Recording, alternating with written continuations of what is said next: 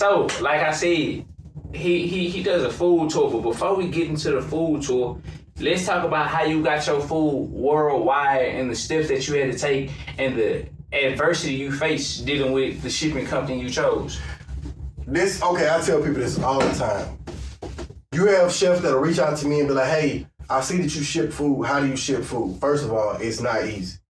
I lost about $17,000 like over the last 2.5, almost 3 years dealing with FedEx, because once a perishable item goes bad, they don't replace a perishable item or whatnot. Okay. And the system that I developed, if they do their job, it'll be perfect. But of course, FedEx like to play soccer with your hockey, with your packages or whatever. I got 2 or 3 fragile stickers. I got glass rolled all over it. Fragile this, fragile that, perishable, you know what I'm saying? Time, you know what I'm saying? Time sensitive, all that. They don't care. But I used to work at FedEx. That's what I'm saying. I used to work at UPS, so I know. I know. So, but long story short, it was all about testing the market. I'll be like, hey, do I have any customers in Buffalo, New York, or whatever? And they'll be like, oh yeah, we up here. How do we get some food? And they'll DM me, and then we'll ship it, man. That first year, the trial and error, man, I shipped 445 packages,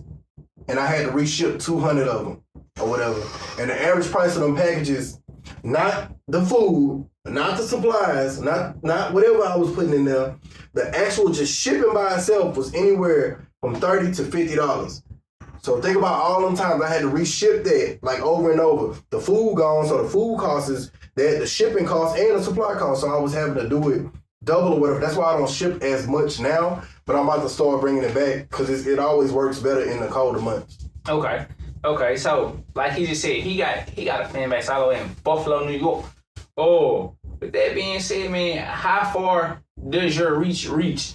And using Instagram or the uses that you can't use on Instagram anymore, how has that affected your business? Instagram is a gift and a curse, because right now my page is shadow banned. So everybody that normally, you even said you don't see my posts like you used to or whatever, but everybody that used to see my posts, man, I got customers that didn't hit me all the way up in the United Kingdom. I shipped to people in Canada and whatnot. And then I had a guy, he hit me, he was in Johannesburg, South Africa or whatever, said, man, how much would it cost to get something shipped over here? And I was telling him, bro, it's gonna be a little bit more expensive because we're gonna have to do a 1-day flight, you know what I'm saying? So and it's gonna be expensive, but I couldn't really do it. But like I said, Instagram is a gift and a curse because, and I had to learn this the hard way when I got shadow banned, you kind of have to have another outlet to get to your customers or whatever, because like it was, remember a couple months ago when Instagram was down, everybody was on Twitter, you know what I'm saying? Mm-hmm. So I couldn't make no money that day. Yeah. This was the majority of my advertising. It's free advertising,